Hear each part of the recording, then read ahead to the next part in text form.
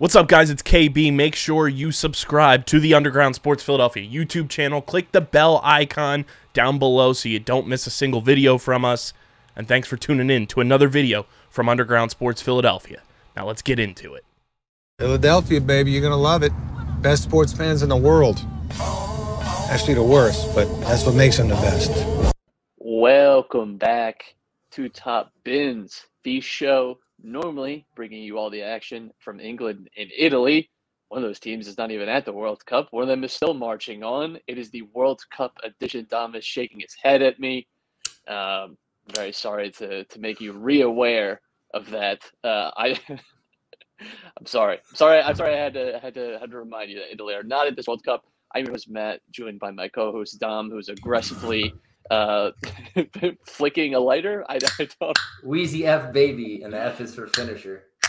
My name ain't big, but I keep that flame, boy. You know, that's the type of mood that we are on. Probably because the U.S. are through to the round of 16.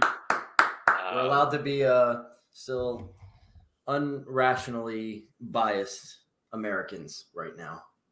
Yeah, right? That was a really good way to put it, that Dom. Thank you for unhinged patriotism. Yeah, it is the only.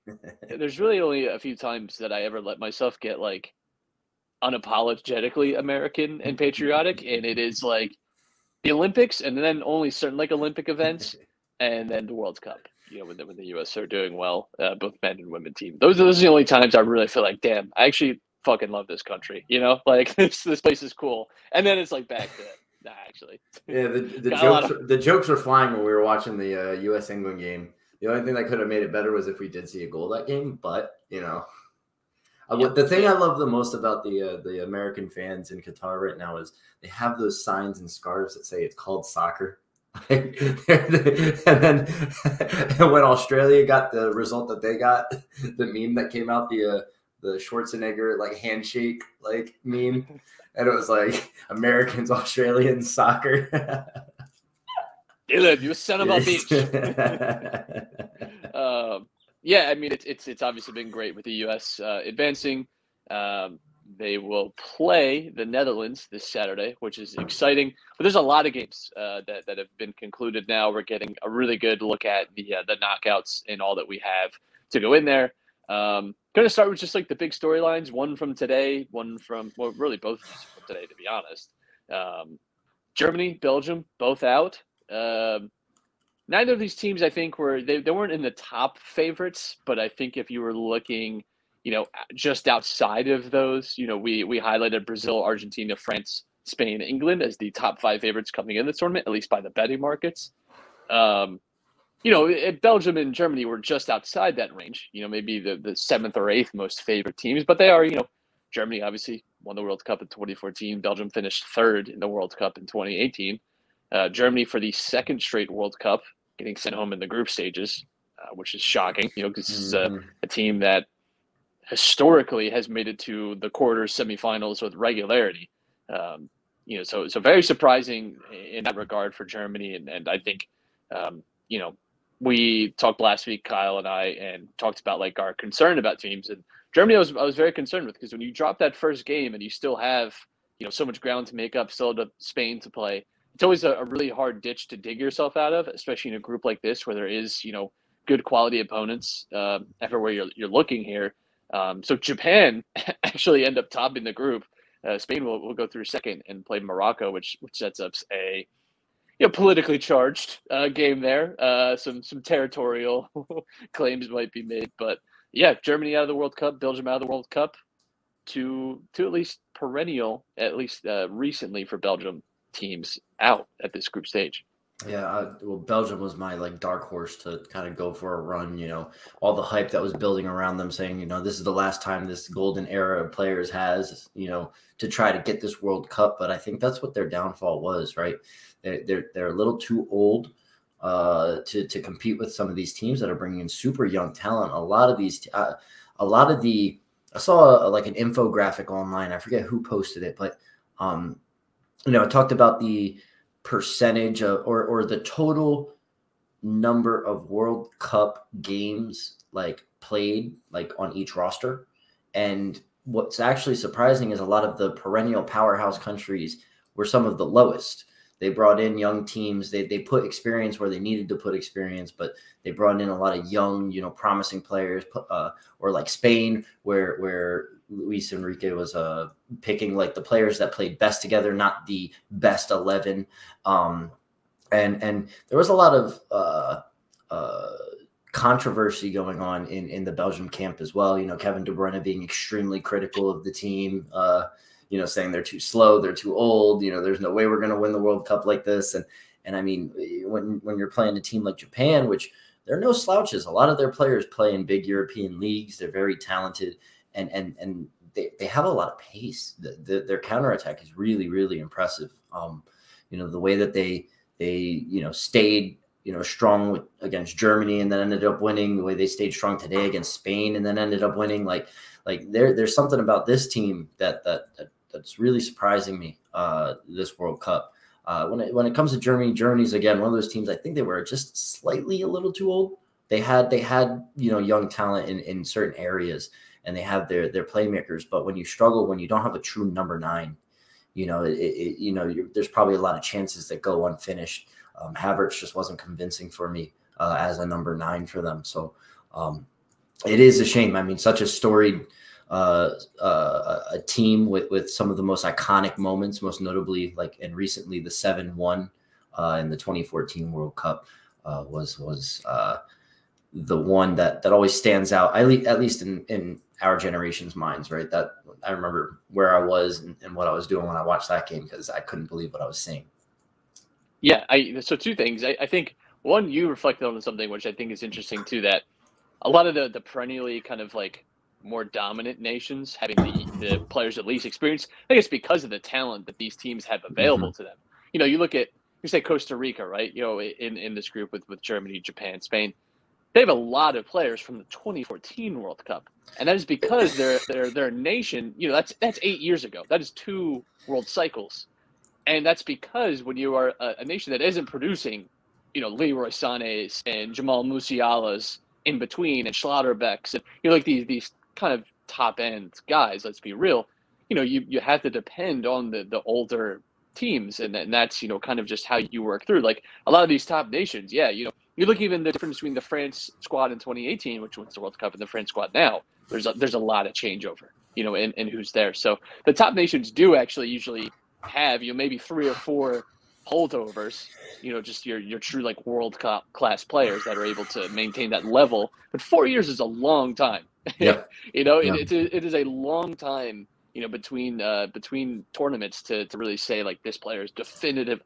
How much money do you think people would have put on N'Golo Kante being a top level and now he's not here because of injury, but N'Golo Kante has not also been at the level that he was, say in that 18 World Cup. So that's the big thing. And I think for Germany too, the tough thing about the World Cup is you go through a lot of heartache to qualify. Now, for a team like Germany, typically, they're able to get through qualifying without a whole lot of issue, and that's it. They're pretty much always for major tournaments going to be there. But I think, and we talked about this yesterday on the different show, kind of forget sometimes this is the World Cup finals. Every team you play against here has also had to go through a lot of qualifying to get to this stage. You're playing the best teams from all the regions of the world. Germany did not play poorly against Japan. I really think it was poor finishing, that really did well. And that's the thing, we'll talk about it a little bit with Ecuador maybe too, where I didn't think Ecuador really played bad at all in this tournament. Yet you go home, because if you just have a bad half, forgetting the bad half, if you have a bad 5 minutes at the World Cup, when there's only 3 games, for you to advance, and then it's just 1 game, where we know that in knockout, anything can happen. This is what you see. So I didn't think Germany were terrible at this World Cup. I think they have to ask themselves some questions, because this is now 2 World Cups in a row that they've really underperformed at. And even at the Euros, they were not, I didn't think, hugely impressive. They were not great at this past Euros. So for Belgium too, it could have gone either way, where it's sometimes you see with these teams that maybe the talent isn't there anymore. Some of these guys have aged out a little bit of their peaks, but when you have that experience, that can really be a benefit to you. But I think really Roberto Martinez has to be the main man we're asking questions about here. It feels like so much of what they had achieved previously was kind of in spite of Roberto Martinez. I think in this World Cup, it really showed that he kind of just didn't have the right ideas here. And that's what happens. It's funny you bring up Costa Rica because when I was watching them play, I think their first game in the knockout stage, I turned it on in the middle of the game and it cuts to one of their players and he looks extremely familiar. I'm not very familiar with the Costa Rican team except for maybe one or two players, and it cuts and I ask myself, I'm like, is that really Brian Ruiz? Is he still playing with this team? And it plays to your point, right? That they're not a country that produces high-end players all the time, right? Before Keylor Navas really broke onto the scene, the hottest talent out of Costa Rica was Joel Campbell, who is still one of their main, attackers on the team. Brian Ruiz is still one of their main creators on the team, which I can't believe that because we're 13, 14 years, down the road since he was the guy, right? When he was in the Prem, as a very, strong, solid player, it's tough for those teams, even though they do go through all of the qualifying and they do, get out on the end of qualifying for the World Cup finals, there's still now that extra hump for those types of countries because they have to play at least one or two countries in their group that, are churning out talent on a yearly basis. It's funny you mentioned about Roberto Martinez. He's always a manager, whether it's at the club level or the international level. He always builds you up to start believing he can really do something special, and then he lets you down every single time. He doesn't trust the youth, and there's some very, very good, young Belgian talents that are playing for big clubs around Europe, and the fact that he doesn't have the confidence to give them a try is kind of ridiculous. Granted, certain players like De Ketelaere hasn't had the best season in Italy, right? So I can understand why he's not getting the nod for playing time. But there's other guys that play in the Belgian Super League that are really good and looked at by a lot of bigger European leagues and clubs. And the fact that they're not able to have a chance at the world stage, World Cup's one of those places where a lot of those players on the fringes of those B tier European or C tier European clubs can actually, really make a name for themselves. And you see them make a move after the World Cup normally in the summer. So there needs to be a serious kind of, rebuild with the Belgian national team. It's time to move on from what was, keep certain talents here and there that can help, push forward, but surround those talents with a lot of promising young players and kind of rebuild that ranking where they were top 3 FIFA rankings, right? They were number 1 in the world at one point. And now it's kind of, I think they're still the second ranked FIFA nation. And not anymore. Well, I mean, just by the FIFA rankings, that's, Yeah, but yeah. They do have, Leandro Trossard probably doesn't get enough game time at this World Cup, and he's had a great season at Brighton. Jeremy Doku, I didn't love what I saw from him. That's a player, obviously, that probably should be getting a little more burned. But, I mean, it's also hard when you have to balance, if I could play devil's advocate, which I don't really want to do for Roberto Martinez because I agree with you, but you do have to balance this idea of would it be great to play all your young players and get 9 points out of the group? Yes, but you have to depend on these things. I think really the biggest question was sticking with Eden Hazard as much as he did in this group stage.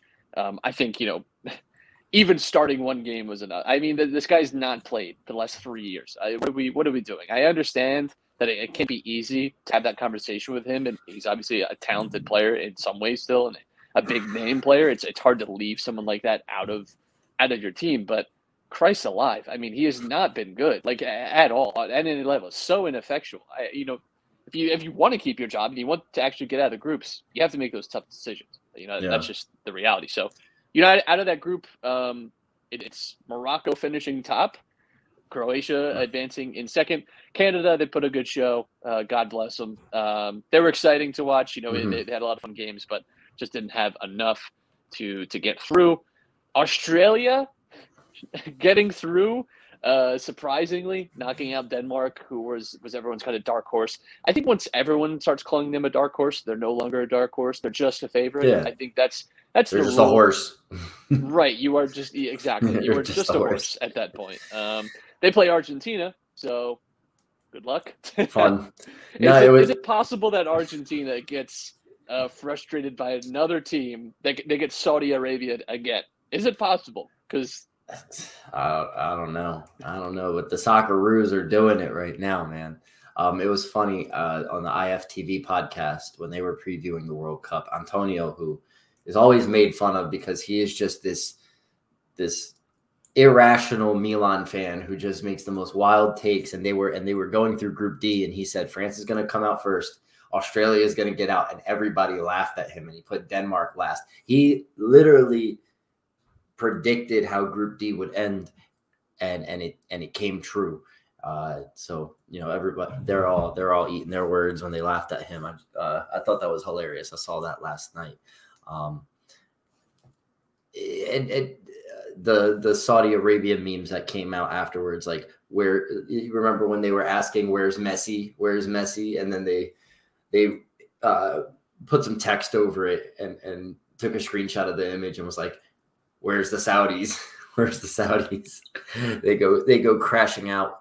Only 1 win, 2 losses. I mean, Group C not before ruining Mexico's World Cup though, which man. I did love just the amount of the player hating you have to do to do that, to be like the level of hater that you have to be at to really be pushing for it, knowing that goal gives you ultimately nothing, but absolutely really makes it so much harder for Mexico to qualify for the next stage is.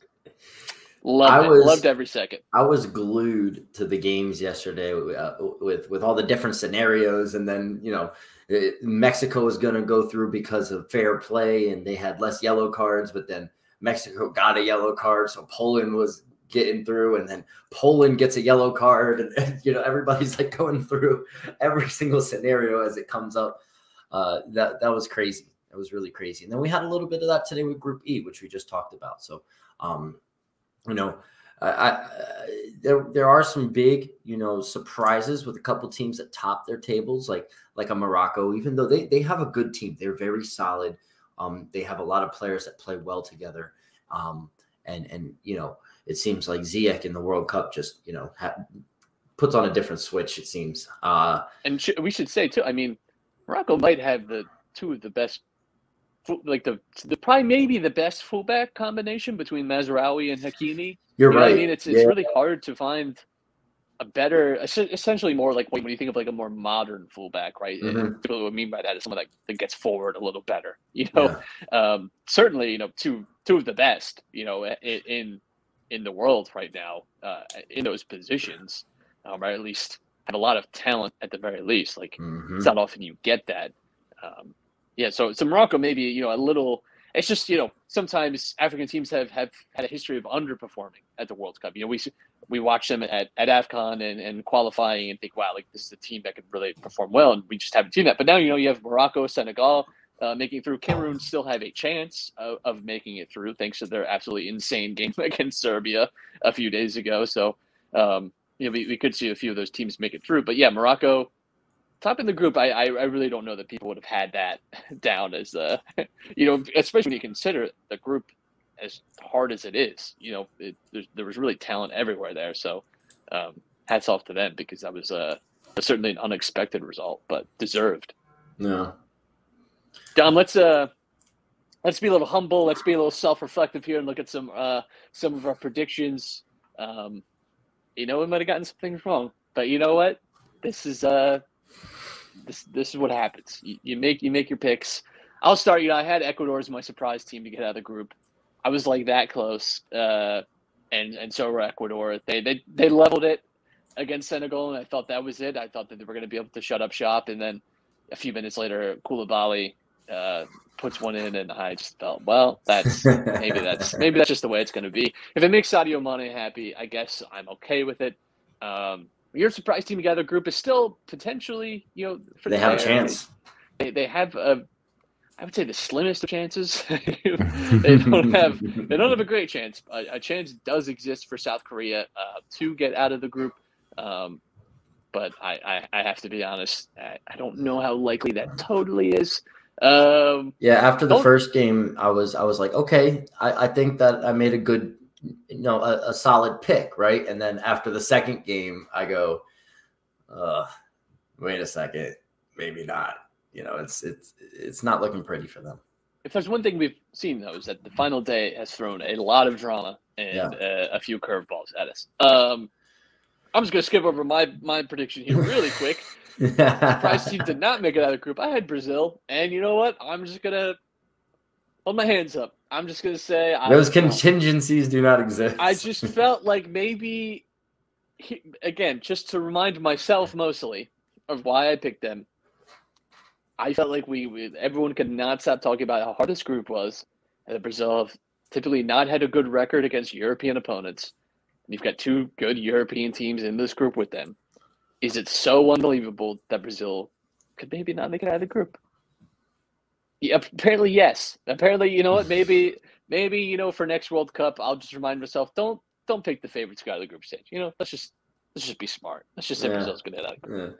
Yeah, all that talk about me saying like, oh, it's been this long since they've played a European team. They don't have like a benchmark on how they play against European teams, but every single one of those players plays in Europe. They know how all these European players play. They play against them week in and week out. So when they all come together, all their quality should shine through. I mean, hell, Casemiro looks like 10 times the player he is at United right now. That volley was incredible. Players are cooking for them right now, and even in the absence of Neymar, this team is looking very strong. Yeah, you had Senegal. We kind of had close one, spirit bonded type of predictions there in some way. We were really kind of betting on essentially really Senegal not making out of the group. Oh man, this is another tough one for me to. I picked Darwin Núñez as my top scorer. I wanted to go a little off-roading here, get a little industrious with it, and it could still technically happen, but that does not seem likely. You picked Kylian Mbappe, a much smarter pick, and he has looked very good. He's actually, I think, probably been the player of the tournament so far. He's just looked electric every time I've seen him play, and he's got France, I think, in a really good spot going forward here.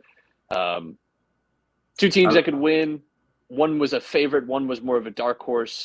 We both picked Argentina as like our favorite to go through, and that still looks pretty good. I actually think Argentina, outside of that first game against Saudi Arabia, have really turned it around and look pretty good now. I feel actually pretty good about that pick.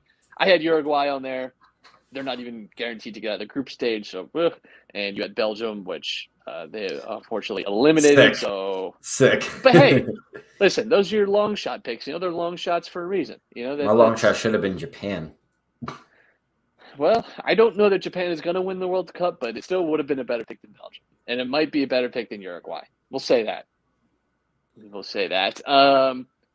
One thing that already hit that we definitely really should have put the money on, Dom. Total 0-0s in the tournament, over under 4.5. We've already hit 5. So really really missed the boat on that one. I think the tournament goal is over under, which is 163.5. I think we're in a good position to maybe see that over hit. And still have not seen this. Will a USA player score twice in any game? We've had our moments. We've gotten close a few times. So we'll see. Tim Way, it feels like the guy that might pull that off for us. Okay, Dom. Give me a team that you feel better about, that maybe you were a little nervous about in the group stage, or maybe coming into the tournament that you feel much better about. One team they feel much better about now as we get into the knockout stage. You think, okay, I think they're in a good position. Doesn't have to be a team you think is going to necessarily win the World Cup, but that you just think has performed above your expectations. So my rational choice is Spain.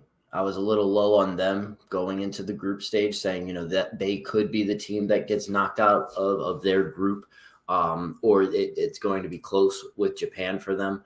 But seeing how they've played, although, today was a little lackluster. The way that could have been eliminated today. Yeah, they could have been. They were actually a little closer than I think. But being able to switch the lineup and still be a very competitive team. You know, Alvaro Morata wasn't starting the first 2 games. He started today. He got a goal in 12 minutes. I think the players are playing very well together. They've got the Barcelona duo, the young Xavi and Iniesta combo of Pedri and Gavi, and experience in the right spots. They've got some really electric players. But the irrational fan wants to say, I feel a lot better about the U.S. There are a lot of questions about them coming into the tournament, and seeing how well that midfield trio has played for them is just very comforting for me. Tyler Adams is an absolute monster.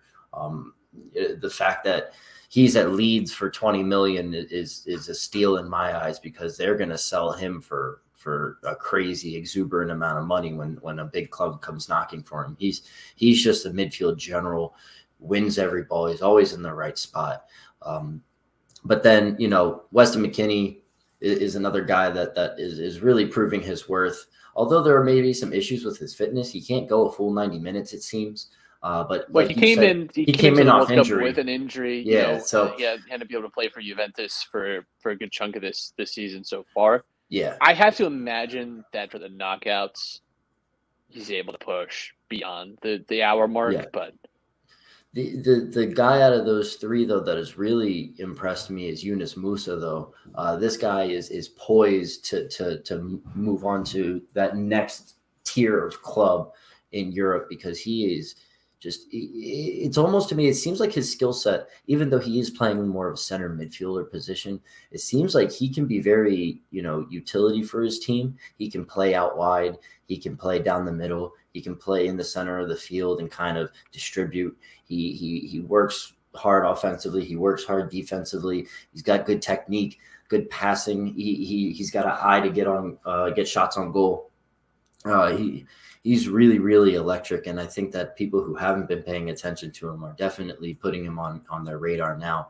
And you know, there's other guys that have kind of shown up. You know, Aronson coming in and looking good with the time that he's gotten. He's looked dangerous. Pulisic has you know, been spotty here and there, but you know, he's the guy that put his body on the line to make sure the U.S. got that goal against Iran. The defense, I liked Carter Vickers in place of Zimmerman in that 3rd game. Him and Tim Ream kind of played very well together.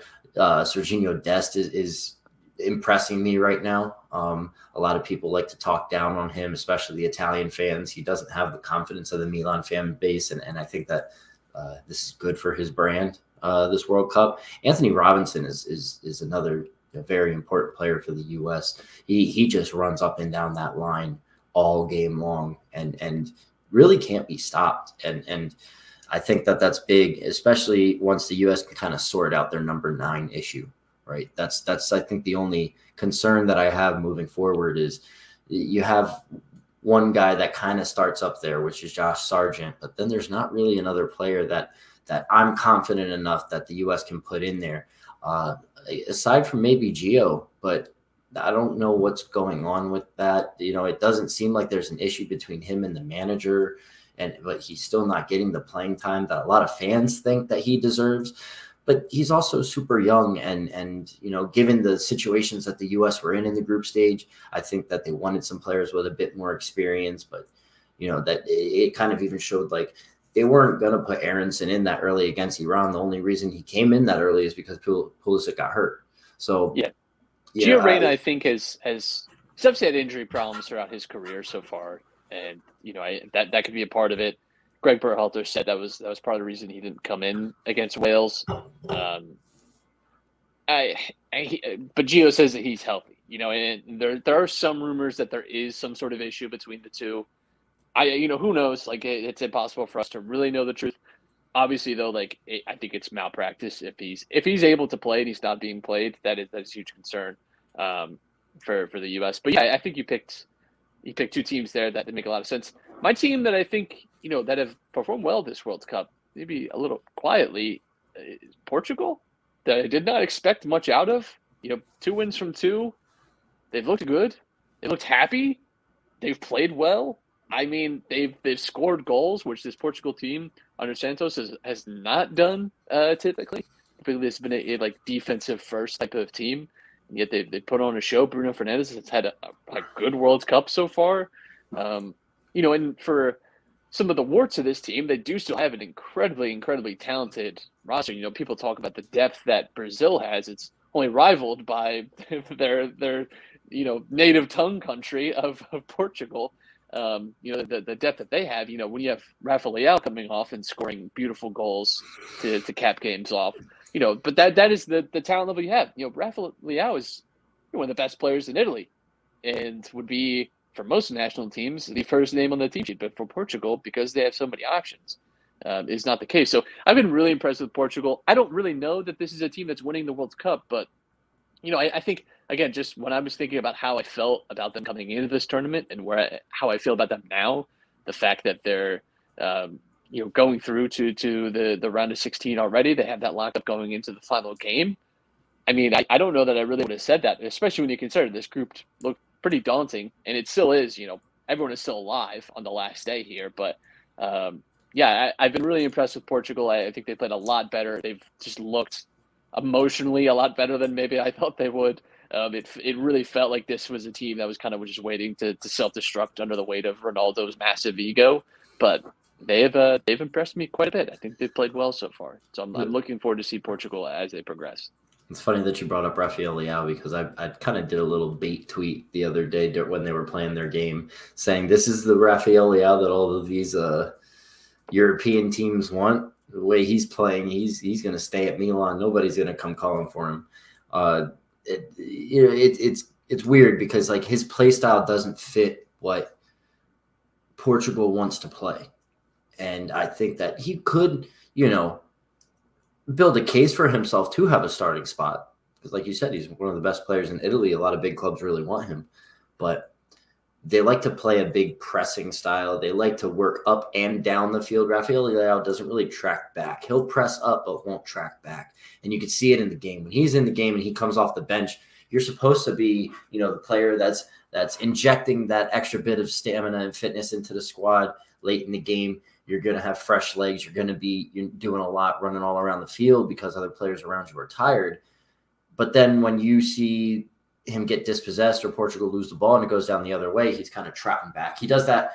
You know what kind of run I'm talking about too. He's kind of trotting back. His back is arched. He's looking up. His head's up in the sky kind of deal. Like, that's the concerning thing about me when it comes to Leão is, and I've seen it at the club level for a while, is, he'll press high up the field. He'll win the ball and get into those challenges and kind of, scrums around the ball when he's trying to apply pressure. But when the ball gets past him and starts moving down the field, he doesn't help back all the time. And I think that's one of the reasons why he stays on the bench, because that's at a point where Portugal can kind of manage it.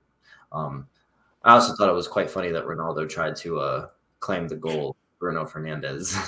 Well, it's actually hilarious because I had read about the ball coming into the World Cup. 538 did a cool article about the ball, and there's this like gyro chip inside, which gives them a lot more data. You've seen it if you've watched. I saw them use it for the goal. Yeah.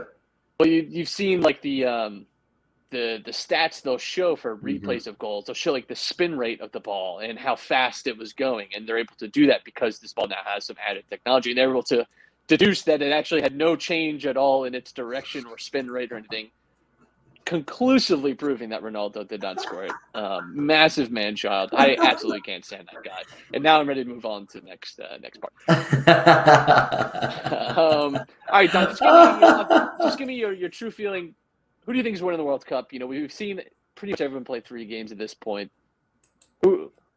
One team that you really feel like, damn, this is the team right now. This is who we're looking at as kind of the favorite.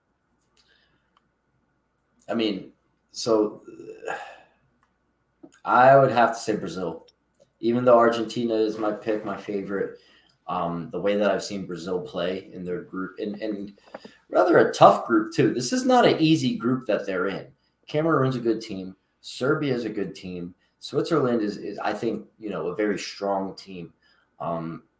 But the way that they've handled this group, and we'll see tomorrow when they play Cameroon, if they can handle this and come out with 9 points out of 3 games, I mean, of course, they're going to be everybody's favorite moving forward. It has to be them.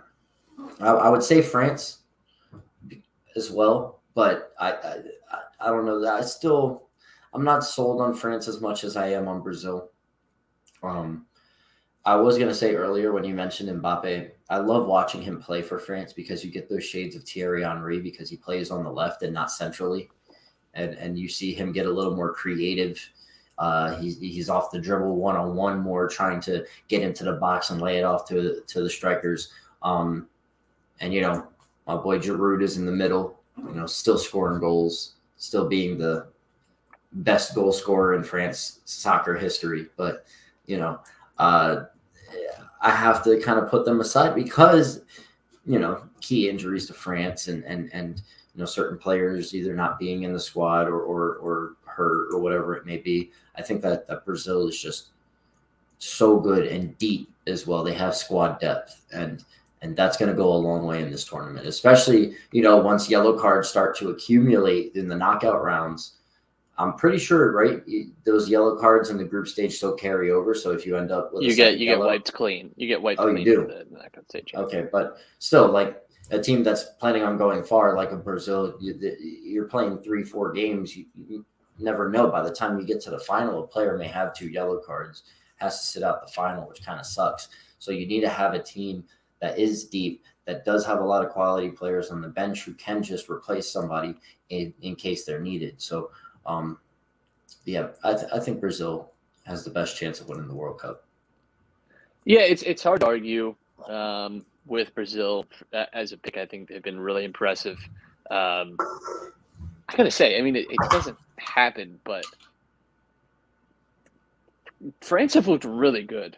They have. They have. For all that you mentioned about like the injuries and stuff, they've looked really good, and I would not want to be playing France. It's what I'm saying. Griezmann has somehow come back into form.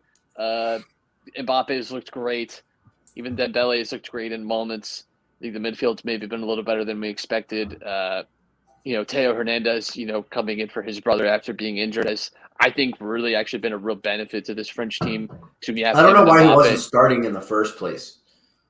I think because Luka Hernandez gives them a bit more defensive solidity. And Luka Hernandez can play center back a little more interchangeably, which allows them to rotate around a little better. I think tactically, maybe Luka's a little more versatile and better in that way. But I think if you're talking about, again, just like dangerous left-hand sides, Kylian Mbappe being, having overlaps from Theo Hernandez is dangerous. With a Giroud in the box who can get onto any cross and do a number of things with it, or find again Griezmann at the top of the box to recycle play. Like, this is a really, really just dangerous team, and we don't get back-to-back World Cup winners, but I mean, they've looked really good, really, really good. Better than I really thought. I was not hot on them at all coming into this tournament. They've really impressed me, and so I'm not going to say they are winning it, but damn, it just kind of feels like this is a really hard team to beat. And I'm looking forward to seeing. I gotta say though, it was really between them and England for me. It just sucks that they're gonna, one of those two are likely going to cannibalize each other earlier in this tournament. Should they progress to the round of 16? But England's also looked very good. I know they didn't have the most impressive performance against the U.S., but they also handled that game largely well. The United States had a few chances, but they were mostly half chances. England have handled this tournament well. I don't know. I think one of those two really could be our winner at the end of this all. Is there a knockout game, Dom, right now? We obviously don't have the final 2 groups settled, but is there a knockout game that you're most looking forward to right now, that you're just clearing the schedule for that time? Monday, December 5th, 6 p.m. Japan versus Croatia is an interesting team. Is an interesting game. Sunday, December 4th, 10 p.m. England versus Senegal. I think these are Qatar time, so that would be 10 a.m. 11, 10 a.m. is the Japan-Croatia game. The England-Senegal game is 2 p.m. here, December 4th. Winners of Group H, runners-up of Group G. What is that one? That would be like Portugal. Portugal. Portugal, and runner-up of Group G would Oh, that's up in the air still. That is very much up in the air. Really, like Switzerland look like the team right now to do that, but again, it's hard to project. If Cameroon's playing in that game, that's an interesting game. Portugal, Portugal. It would be Portugal versus Switzerland, Cameroon, or Serbia. Yeah, Portugal, Cameroon would be interesting. I would look forward to that. Obviously, the Netherlands, U.S. I really do think that the U.S. have a chance against the Netherlands. Cody Gakpo has been playing out of his mind for the Dutch, and I think he's been their kind of lifeline. If the U.S. is able to kind of hold him or kind of stifle him defensively, then they can sort of stand a chance. It concerns me, though, because he plays on the left side and Serginho Dest gets up the field a lot. So we are open to counterattacks on that side. But same thing, they're weak on their left side because Daley Blind has been leaving that side wide open for right wingers to counterattack against the Dutch. And the Dutch have kind of looked shaky against some of the teams in their group. And I think that the U.S. has enough quality, especially Tim Weah maybe, spurring some of those counterattacks. The U.S. can catch the Netherlands, mismatched at times and may put a goal or two in the back of the net and could win this game. Yeah. I think out of all like the big teams that the U.S. could have drawn, especially like the group toppers, not that Netherlands have been bad necessarily. I've not been overjoyed watching the Netherlands play at this World Cup so far. I don't think they've been spectacular. Also, quietly, the U.S. have only conceded one goal, and they've conceded no goals from open play. They've only conceded just a penalty so far from this tournament, and they played some decent teams so far too. I think in the Netherlands have not. Yeah, Cody Gakpo has scored goals, but largely speaking, this has not been a team that's created a ton of chances. Cody Gakpo has just been very efficient with what he's done, and that is dangerous, of course. And the Netherlands are still the favorite. They have the better talent. But I just think this is a winnable game for the U.S. This is a game that they can win and advance from. And they've earned the right to be here too. I think if they can play the way they did, say, against England, against Netherlands, they'll have a shot. If they play the way they did against Iran for most of that game, especially that first half, that's going to be crucial. I think they have a shot, and I'm really looking forward to that. Dom, the top scorer, your man that you picked at the start of the World Cup is the favorite, Kylian Mbappe. Are we sticking with Kylian Mbappe? There are 4 players tied with 3 goals right now. 5. Gakpo with 3. Yeah, Morata, Gakpo, Valencia, Mbappe, Rashford, but Valencia is going to be stuck at 3, so he's out of here. I guess my stats have not refreshed yet, but so 5 players with 3. Yeah, Valencia out of the World Cup, so he obviously is going to be stuck at 3. I would say out of the guys tied at 3, and Mbappe does seem the most likely to get there. Morata's kind of a dark horse guy when it comes to this, top scorer thing, because the way that Spain are playing and they like to cross it in and they like to get into that target man in the center. What I noticed about Morata's game is he's kind of evolved as he's gotten older. He's a tall guy, right? He may not be as pacey as he was, 5-6 years ago. He's starting to add that kind of target man or refine that kind of target man play style in his game. You saw it in his goal today, his positioning, the way he got up for the ball, where he placed his header. He is a dark horse when it comes to this. Rashford is really up there because he kind of popped off for England in their last game, in their last group game, scoring a free kick and a goal from open play. I'm going to stay with Mbappe, though. I'm going to stay with Mbappe. Hard to argue that. I'm going to go a little off script. And I'm going to say Richarlison. This man already has 2 goals. You're picking somebody outside the top.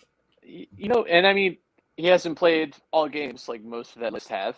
We'll see tomorrow if he even starts. It's not impossible to see, say, Jesus play in his place. But I think too, when you're picking these, my advice to anyone listening to this that maybe wants to like bet or something. Yeah, a nice pigeon dance. That's very good. um, is you really want to pick a player that you expect is going to be playing every game for the rest of the World Cup. So either someone that is going to the World Cup final or is making the third place. Really, a team that you think is going to the semifinals is that's the player you should be pulling from, because it is pretty much always from that quality of team. So the final four is really what you want to be looking at. So looking at even the brackets and guys and teams that you think can make it to those semifinals, and that is kind of just what it takes. Turns out when you play more games, you have more opportunities to score goals. Wow. Yeah, I know, that's crazy. But that's the kind of stuff people tune in. That Joe Buck level commentary right there. Okay, well, you know what? Joe Buck's great, so I'm going to take that as a compliment. Actually, that's what I'm going to do. Dom, it has been a really fun World Cup so far. It is not slacked on the drama whatsoever. The last few days, especially with the groups, fanning out the way that they have, and the drama of it all. Yesterday, like you mentioned, with Mexico, Argentina, like with the fair play table coming up, it's been a lot of fun. Anything to say before we get out of here? Because we ain't got much left to say. That's it. Number one, I don't know what we're going to do with the offside rule, the VAR, whatever it may be, because I think that it's tough. Some people, and I understand, when a rule's a rule, either you're offside or you're not, right? But my interpretation of the rule is that being offsides means that you're gaining an unfair advantage when the pass is coming through because you are so far past the back line, or you have something that can hit the ball to score so far past the back line that the defensive player doesn't have a chance to make a play on the ball, right? So in these situations where somebody's running and their kneecap, because of the way that their stride is and the way that they bent their leg, their kneecap is slightly past, the defender's butt cheek, or like the toe is millimeters past a person's heel. Is that really offside? By the black and white reading of the rule, yes. But is it really that much of an advantage to the player that it's worth calling the offside anyway, or maybe not calling it, but having to go to VAR to call it? Because, in a situation like Weah's goal that was called off against Iran, I don't think that he had an advantage when he was offsides in that play. You know what I mean? Like Weah's was close enough to me that is offside. What I think today was wrong was Croatia's penalty, which got overruled for offside. Because really, the only part of the player's body that was part of, they do the graphic now too, where they show you the 3D model. Mm-hmm. I would say Weah's felt, to me, like he's got like a body length, almost like half a body length advantage. And that does matter, when you're talking about like breaking a line and when you're talking about sprinting, like that does matter. Like that much definitely makes him, the Croatia player is really his, like, from his like elbow to his shoulder is like highlighted. And, they're also not supposed to obviously be adjudged offsides for parts of their body that they can't score with, but I'm not totally convinced that if someone has a go off that part of their arm, that's not getting overturned for something. I still think it's an issue where you can't possibly know that the ball is being played at that exact millisecond and that the frame rate on the cameras is exactly, there is like a precision question here with all this. Mm-hmm. With all that said, I think largely speaking, it's good, because I would much rather we like scrutinize. Like maybe that's a little too offsides, and maybe there are some ones like the Croatia one today where it's like, I think that you could probably play through that, rather than what we used to have, which again, I don't know what the phenomenon is. I'm sure there's a word for it, but I remember the time before VAR, when we had blatantly wrong offside decisions that change games, that change title races, that change all of this. And it is deeply frustrating and ruins the game, because if you walk away from one of the biggest, still to this day, to this very day, in the 13-14 season, Raheem Sterling was called in the most egregious wrong offside call I've ever seen in my life for Liverpool, away to Manchester City. If Liverpool score that goal, who knows? That title race could be completely different, and maybe Liverpool win the title that season. and it goes back to that just blatantly wrong offside call. I'm a fan, and I'm thinking about a call a decade later. I remember that time, and we don't have those egregious missed calls anymore. Are there still some questionable things? Yes. I'm firmly in the camp that I remember what 2016 was like before we had this stuff. I remember 2010 what it was like before we had all this stuff. Ultimately, I think the technology does a lot more good than it does bad. And if we, took steps backwards, I think that would be a mistake. You make a really good point. Saying, the time before VAR was ridiculous. Some of the missed calls that were bad calls that were made. And I do think that it is a good thing for the game. Not to interrupt again, but the Cameroon game, that second goal for Cameroon, everyone thought was offside, and then it gets called. They're like, that's not onside, and it's like, no, it is. But you would have been denied that moment. You would have denied that game. Literally. And it's just there's your example why this is good. I think some work within the interpretation of the rule needs to be done, because we saw that happen with penalties and handballs within the box, right? Talking about well, in general, VAR checks and stuff, if there was a clear and obvious error by the ref, right? So now teams are kind of time wasting when they think that the ref made a clear and obvious error, so that the VAR check happens, or the hand and arm of a player needs to be in an unnatural position when the ball strikes it in order to be considered a handball. So you're seeing some of these get reviewed where it does obviously hit the hand or the arm, but they're not getting called because they're in a natural position. One of the best examples I can think of is when Uruguay was playing and Jose Maria Jimenez goes down for a slide tackle, but he's kind of falling back. So as he goes, his hand is behind him to keep balance once he makes contact with the ground, but the ball comes underneath him and smacks his wrist. But because of how he went down towards the ground, and that was kind of in a natural position so he could, kind of keep himself from getting injured, it wasn't called a handball. I forget who was called with a handball. I think it was Carrasco, right? He was jumping up to block a shot, but as he turned his body, his arm came around kind of wildly, and the ball struck his arm. Goes to VAR check, gets called a handball because it's not a natural position.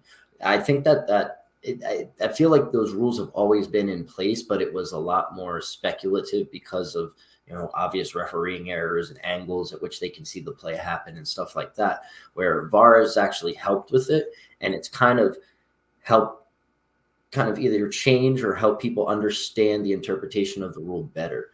Either that's what this is going to do for the offsides rule, or it's got to change up a little bit, what it means to be offside, so that VAR checks can be a little more decisive and kind of, keep the game flowing and entertaining. I totally understand what you're saying, but offside is such a black and white thing. You can't be a little offside. That's why I started out by saying that when I brought the whole thing up in the first place. Right. But that is just a great challenge, and I think it's worse when you add more subjectivity to it, like we have with the handballs, right? And you have Jimenez getting called a penalty for what really shouldn't have been a penalty. It's tough because you look at the handball situation, and what is a handball to me is not a handball to you, and not a handball to the net, or it is a handball. It's just. At what distance you have to factor in the distance. You have to factor in, is that a natural position or not? Okay, well, what is a natural position? What is that? What do we totally mean by that? Is that making your silhouette bigger, or is that, when you do go for a slide tackle, your arms are naturally going to go out because where else are they going to go? It's an offside. I think is again it sucks. No one likes when it's like the marginal calls, and I do think there can still be room for technological improvement to make it sure that we're getting this exactly right, and there could be a precision error somewhere along the way. But I think it's honestly best if it's if you're off, you're off. That's just the way I think it has to be, because I think when you introduce debate into this, you're never going to get the answer. It's always going to be very frustrating for everyone, I think.